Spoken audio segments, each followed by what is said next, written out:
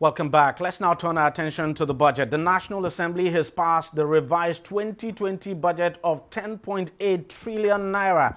The revised appropriation bill is 300 billion naira more than the revised budget plan of 10.5 trillion, which was initially submitted by the president. Now, of the new sum, 422 billion is earmarked for statutory transfers, 4.9 trillion for recurrent expenditure, and 2.4 trillion for capital expenditure. A further breakdown shows that the sum of 2.9 trillion, that's where the worry is, was budgeted for debt servicing, 500 billion as intervention funds for the fight against COVID-19, while the health sector got 186 billion allocation. It also increases the projected oil price by $3 per barrel, from $25 per barrel to $28 per barrel. Let's now get the reaction of an expert on this. Professor Ken Ife, an economist, now joins us from Abuja via Skype. Prof, thank you very much for joining us on the program. What do you make of these figures, especially that increment now by the National Assembly?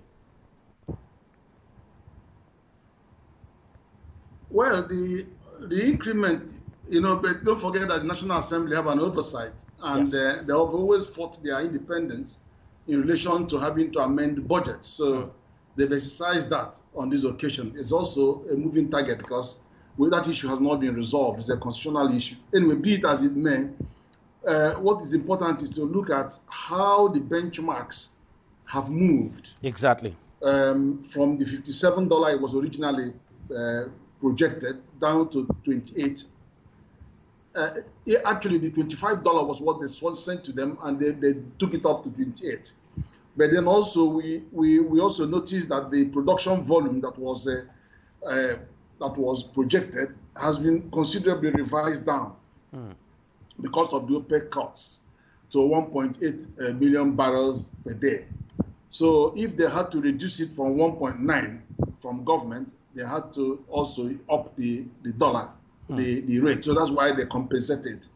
But the exchange rate was also important because the increase in the exchange rate to $285 and naira to a dollar augmented the resource coming from oil, because you now have to look at that oil input into the government revenue on the basis of 386 naira to a dollar rather than 305 naira to a dollar. So that's why it didn't look as if too much has changed. In terms of the size of the budget. Let's talk about... But when you go into the rest of the budget... I was just going to ask you to talk about the price itself, the benchmark price for oil, $28 per barrel. Of course, it's, on the face of it is low, but when you consider what the NNPC Group Managing Director now said some time ago, that it's costing Nigeria about $21 to produce a barrel of oil, then the question is, how much do you think we'll be able to save from this? Because if you take 21 out of 28, what we're left to share then is so minimal. Well, it was actually $30 per barrel before. So we all started crying. And now they've reduced it to 21. And actually right now, NNPC has said that in their next round, it has to be $10. So they've raised the alarm that it has to come down to $10, which is what Saudi Arabia and those Middle East countries are. So that's around the region of their cost of oil production. But we have to get to this. But the thing is, this whole business has to change. It doesn't make sense. It doesn't make sense that we are taking our crude at such a small margin when we could refine them. The prices of petrol are still considerably a higher margin than the price of crude. And I cannot understand why the whole of our region is producing oil, crude, and you're sending them out to be refined by somebody else. Whereas we have got 75 licenses for modular refineries, and they're just not being implemented. There are many African countries that will partner with us to refine for them. And this is a missing dimension. So we can't be run as a trader economy where it is all about taking this crude out and then importing them by oil marketers and subsidizing this. That is a wrong economic foundation. In Texas alone, in US, Texas is a state. They have over 200 refineries and petrochemicals. And why are we not having similar numbers in our Niger Delta region? I think the time has come when we have to say, look, enough is enough. No more than 50% of our crude should be exported. They should be refined in this country. And then we get rid of the excess, the subsidy, and then supply crude to refined product to all the countries in Africa, and especially in West Africa. So that time has come when we have to put our feet down and deal with the asymmetries in the oil production value chain. I can't but agree with you, Prof, because it just doesn't make sense if you have to spend $21 to produce a barrel and you're selling for 28. It just doesn't make sense. It's better not to be in business. But let's talk about the deficit itself. It's still on the high side, quite understandable, because there's still going to be a lot of borrowing, 2.9 trillion. What do you make of that? That's what we are spending on debt servicing. Well, those are where the alarm bells are, to be honest, because the fiscal deficit is 4.95 trillion, which is about 50% of the budget itself. but it's still within the scope of the law, because the law says 3% deficit to GDP. So it's around that 3%. So, and that raises some concern. But it's not the end of the world, because even if you look at debt service as 2.68 trillion, that's again quite high, about 53% of government revenue. Normally you would expect 40%, international best practice is 40% of government revenue, but it is high. And that's the one that tends to go higher and higher, and could cause a fiscal stress if care is not taken.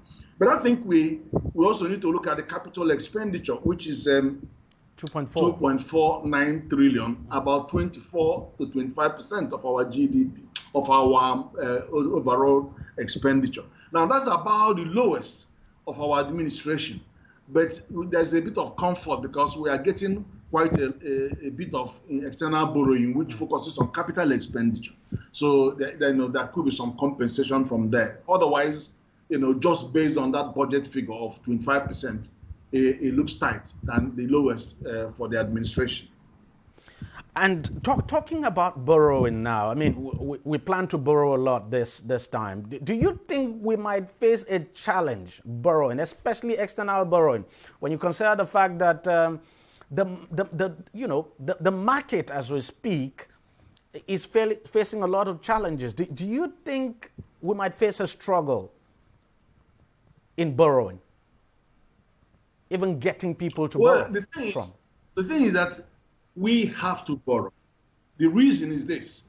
One, the two visions we have for Nigeria, Vision 2050, GDP of 6.4 trillion, 2030, 1.64 trillion.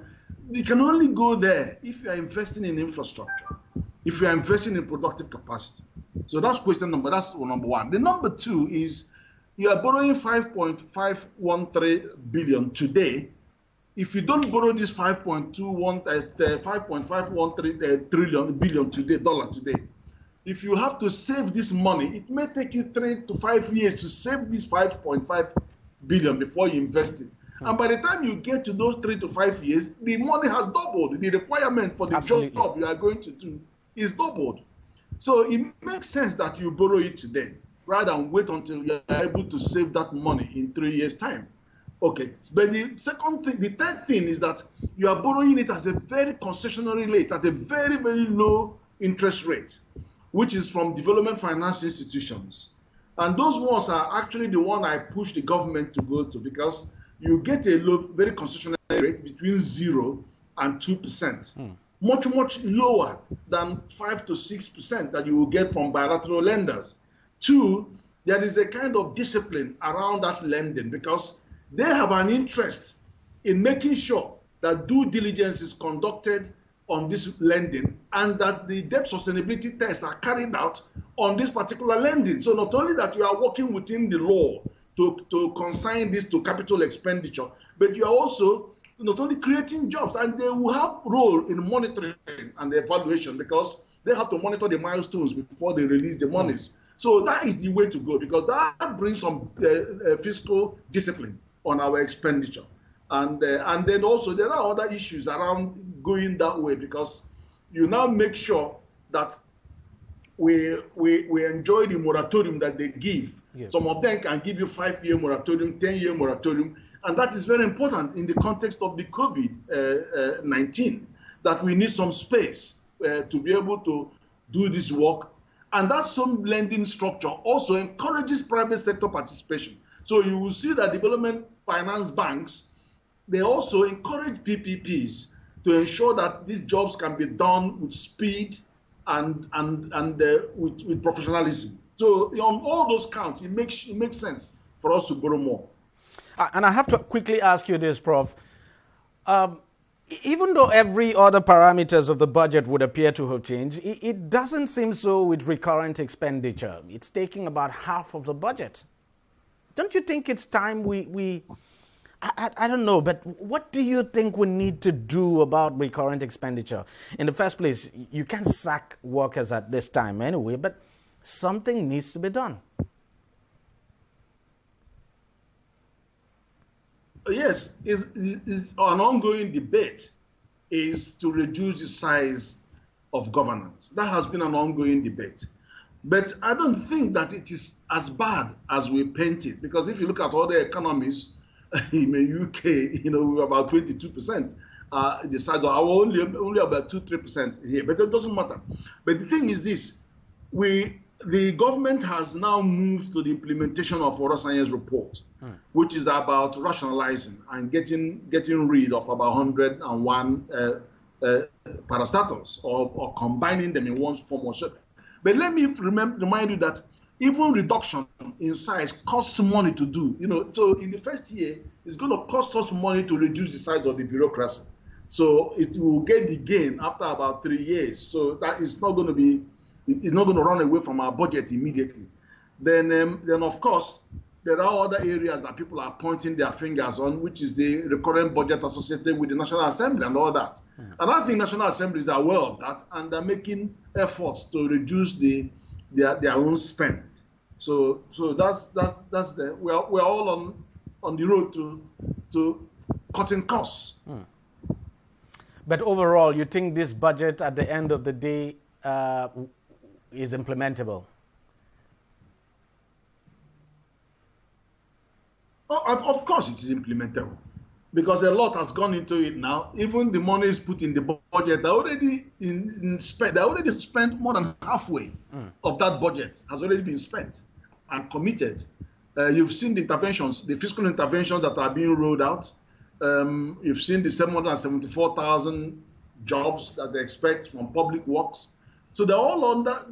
The grains are going out. Over 75,000 metric tons of grains have gone out, and more money are being spent on the transfer.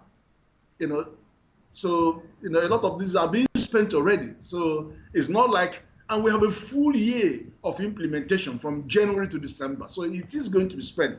And in fact, the budget performance for 2019 was 83.95%, which is so high, the highest we've ever seen, as far as as I'm concerned. Although that is at 67% in 2018. So I'm confident that the budget performance will be high, even much higher than that. All right, Professor Ken Ife, an economist, thank you very much for joining us on the program, and thank you very much for your time, sir. Thank you. Thank you very much. All right. Thank you. Okay. We'll take a short break, and we'll be right back. On DEJI360, we don't just ask the questions. What is wrong with amending the Constitution the way the National Assembly members have been doing it? We seek answers. Constitution is constituent. Our problem is not lack of laws. Our problem is lack of the willpower to implement our laws. Answers that provide clarity. While we negotiate, we should try to make it a point that the girls must be complete. The clarity you need to make informed judgment so that you can make the right decision and take action. People are saying it is you politicians that are responsible for this, that you are the reason why this is happening. All these dollars that call themselves governors in this country. I wish we had people like Tony at the National Assembly. God forbid that I go to join that ballot. DEJI360, providing clarity to issues.